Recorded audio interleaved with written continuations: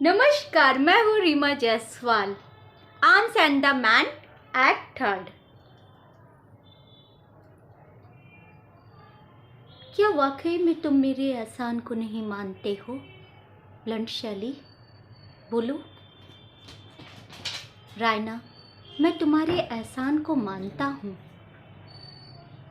लेकिन क्या तुम उसके बदले जता रही हो? नहीं, मैं जता नहीं रही हूँ। मैंने जीवन में बस 2 ही बार झूठ बोला था, और वो भी सिर्फ तुम्हारे लिए, ब्लंट शैली। झूठ? यानी तुम्हारे कहने का मतलब है कि तुमने बस मेरे लिए ही जीवन में 2 बार झूठ बोला? हाँ, मैंने सिर्फ तुम्हारे लिए ही झूठ बोला, और मैंने किसी के लिए भी कभी भी कोई झूठ नहीं बोला। रायना, रायना, तुम ऐसा कैसे कह सकती हो? सच में तुमने सिर्फ मेरे लिए झूठ बोला था? हाँ, उस रात जब बुल्गारिया के सैनिक तुम्हें खोजने आए, तो मैंने बस तुम्हारे लिए झूठ बोला। फिर उसके बाद मैंने अपनी माँ से भी झूठ बोला। मैंने कभी भी जीवन में झूठ नहीं बोला था। अच्छा, सर्जियस से भी नहीं? तुम्हें कैसे पता कि मैंने सर्जियस से झूठ बोला है? ओ रायना, इतना तो मैं जानता ही हूँ, क्योंकि कितने साल से मैं एक सैनिक का जीवन गुजार रहा हूँ। एक सैनिक को पता होता है कि लोग अक्सर उनसे झूठ बोलते हैं और ना जाने कितनी तरह तरह की बातों को बनाते हैं। और तुम कहती हो तुम झूठ नहीं बोलती हो। मैं झूठ बोलती हूँ, मैंने बोला है, लेकिन तुम्हें कैसे पता? तुम जान सकती हो, मैं तुम्हें अच्छे से पकड़ लिया हूँ। क्या ये झूठ है? हाँ, मैंने झूठ बोला है। मैं बचपन में अपनी आया के साथ भी ऐसा ही करती थी, और वह मुझे कभी नहीं पकड़ पाई। और जैसे ही मैं बड़ी हुई, मैं अपने पिताजी और सर्जियस से भी झूठ बोलती थी, और वो मेरी हर बातों पर विश्वास कर लेते थे, लेकिन वो कभी मुझे पकड़ ना पाए। आखिर तुम्हारा सच सामने आ ही गया न रहना? हाँ, लेकिन क्या तुम्हारे मन में मेरे लिए कुछ भी नहीं है? बोलो, तुम कहना क्या चाह रही हो रहना? वही जो मैं तुमसे पूछना चाह रही हूँ, ब्लंट शैली। क्या वास्तविक में तुम्हारे मन में मेरे लिए कुछ भी नहीं है? बोलो। मैं कुछ समझा नहीं। क्या तुम्हें मेरी फोटो नहीं मिली? फोटो? कैसी फोटो? क्या तुम अब भी यही कहना चाह रहे हो, ब्लंट शैली, कि तुम्हें मेरी फोटो नहीं मिली? नहीं, मुझे कोई फोटो नहीं मिली। सच? हाँ, सच। मुझे कोई फोटो तुम्हारी प्राप्त ना हुई। कैसे भेजा? कब भेजा? कहाँ भेजा? तुम ऐसा कैसे कह सकते हो, ब्लंट शैली? मेरी फोटो तुम्हें ना मिली? मैंने अपनी फोटो तुम्हारे कोट के जेब में डाल दिया था। क्या? तुम ऐसी हरकत कैसे कर सकती हो रहना? आखिर तुमने क्यों अपनी फोटो मेरे जेब में डाली? क्या अभी तुम इस बात को नहीं समझ पा रहे हो, ब्लंट शैली, कि मैंने अपनी फोटो क्यों डाली? नहीं,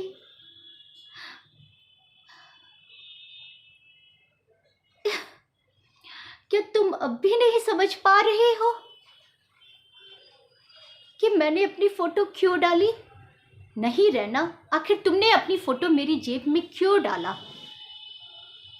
क्या कारण था? तुम कारण पूछ रहे हो? अगर वो फोटो किसी के हाथ में लग जाएगा तो क्या होगा रहना? अच्छा, तुम चिंता मत करो, लेकिन वह कोट तो मेरे पिताजी ने पहन रखा है और उन्हें पता चलेगा। चिंता मत करो रहना, तुम पेटकॉप सर को बोल देना ना कि आ गई होगी किसी तरह, या आप ही ने रखा होगा। तुम बहुत चतुर हो, लेकिन जब वो फोटो देखेंगे तो उन्हें सब कुछ पता चल जाएगा। सब कुछ पता चल जाएगा? तुम कहना क्या चाह रही हो रहना? तुम क्यों नहीं समझते हो? क्या तुमने उसमें कुछ लिखा है? हाँ, क्या लिखा है? रहना, तुम रो नहीं, चुप हो जाओ।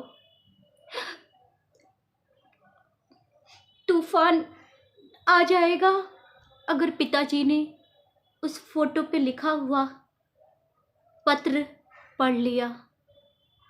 तुम ऐसी मूर्खता कैसे कर सकती हो रहना? ये बचकानी हरकत तुम्हें शोभा नहीं देती है।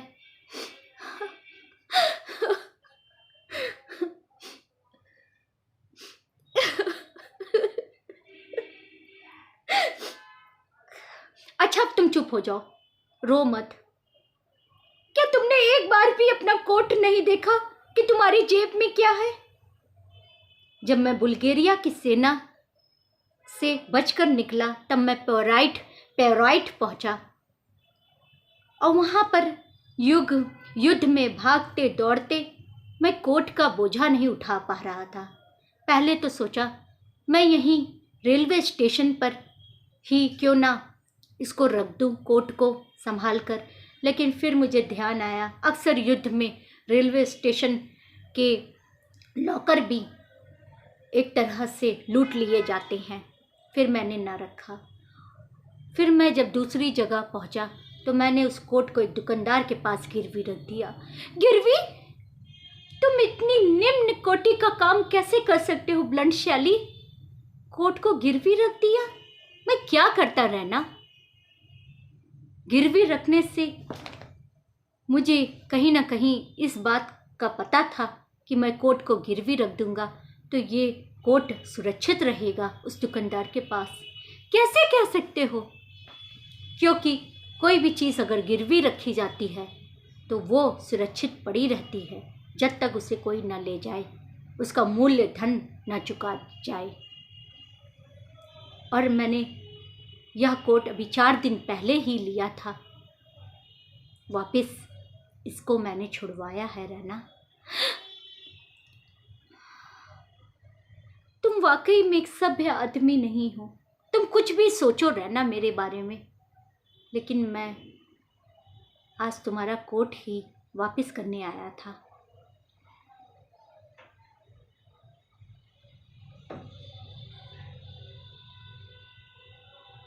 मैडम, मैडम, क्या हुआ लूका? कैप्टन ब्लंट शैली के कुछ पत्र आए हुए हैं। अच्छा, दिखाना तो लूका। ये लीजिए सर, ये लीजिए। अच्छा, काफी पत्र। क्या हुआ कैप्टन ब्लंट शैली? मेरे पिताजी की मृत्यु हो गई है और मुझे जल्द से जल्द स्विट्जरलैंड पहुंचना है। ओह, ओ गॉड। अच्छा, मैं 1-2 घंटे में यहाँ से निकल जाऊंगा। ये तो बहुत ही दुखद समाचार है कैप्टन ब्लंट शैली। हाँ, और दूसरा पत्र, कैप्टन ब्लड शैली, आपके पिता आपके लिए बहुत ढेर सारे होटल्स छोड़कर गए हैं, 200,000 पाउंड रुपए भी, साथ में अनेक संपत्तियां भी। जल्द से जल्द आप आके स्विट्ज़रलैंड में इसे ग्रहण करें। ओ, मेरे पिताजी ने इतनी ढेर सारी होटल्स वगैरह छोड़ कर गए हैं, मेरा किस काम का ये सारी चीज़ें। हाँ, क्या आपके पास 9,000 होटल्स हैं? हाँ, लेकिन ये सब मेरे किसी काम के नहीं है रहना। लेकिन मुझे निकलना होगा। अच्छा, मैं बाहर जाता हूँ और सैनिकों को आदेश करता हूँ। ठीक है मैडम। कैप्टन ब्लड शैली के अंदर तो बिल्कुल भी कोई संवेदनशीलता है ही नहीं है। उन्होंने कोई दुख ही नहीं व्यक्त किया अपने पिता की मृत्यु पर। हाँ, क्योंकि वो 4-5 साल से युद्ध में ही तो रोज मृत्यु देखते आ रहे हैं। वो इतनी आसानी से रो नहीं सकते हैं। उन्हें हर किसी को अपने आंसू दिखाना नहीं आता है। हाँ, लेकिन कहीं ना कहीं सर्जियस ज़्यादा एक तरह से संवेदनशील है। तुम कहना क्या चाह रही हो लूका?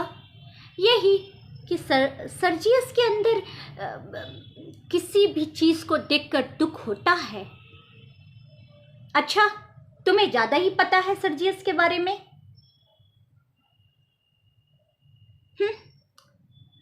तुम कैप्टन ब्लड शैली को नहीं जानती हो। ओह मैडम, ठीक है लूका, तुम अपना काम करो। नमस्कार, मैं हूँ रीमा जायसवाल।